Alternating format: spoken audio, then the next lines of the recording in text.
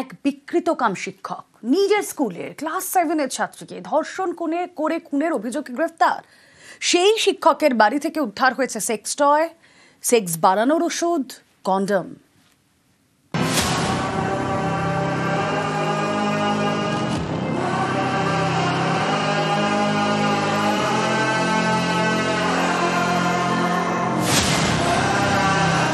Class 7-এর আদিবাসী ছাত্রীকে ঘরে আটকে রেখে ধর্ষণ, এরপর দেহ টুকরো টুকরো করে সেচ খালে।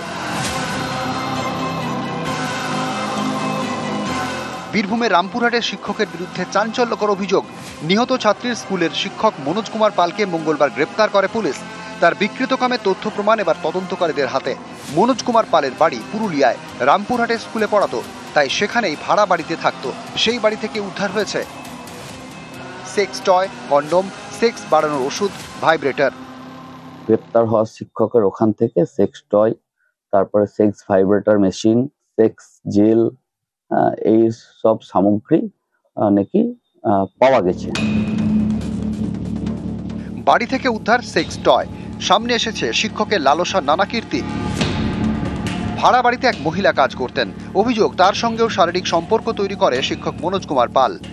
ছেলেমেয়ের পড়াশোনার সূত্রে রামপুরহাটে থাকি, সেই হিসেবে ঘরটা ফাঁকা ছিল বলে আমি ওকে ভাড়াটা দিয়েছি। ভেতরে ও কি করতে না করতে আজ পর্যন্ত পাড়ার লোক বা আমরা কেউ অজানা আমাদেরকে। ও যে একটা শিক্ষক হয়ে ওই স্কুলের ছাত্রীকে সঙ্গে এরকম ব্যবহার করবে, সেটা আমরাও খুব দুঃখজনক ঘটনা, খুব মর্মান্তিক। বিয়ে করার পরেও একাধিক মহিলার সঙ্গে সম্পর্ক। বিষয়টি জানতে পারেন মনোজের স্ত্রী। এ নিয়ে স্বামী স্ত্রীর মধ্যে তুমুল অশান্তি। 6 বছর আগে ডিভোর্স হয়ে যায়।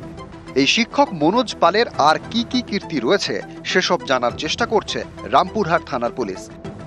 বীরভূম থেকে অক্ষয় ধীবর, নিউজ 18 বাংলা।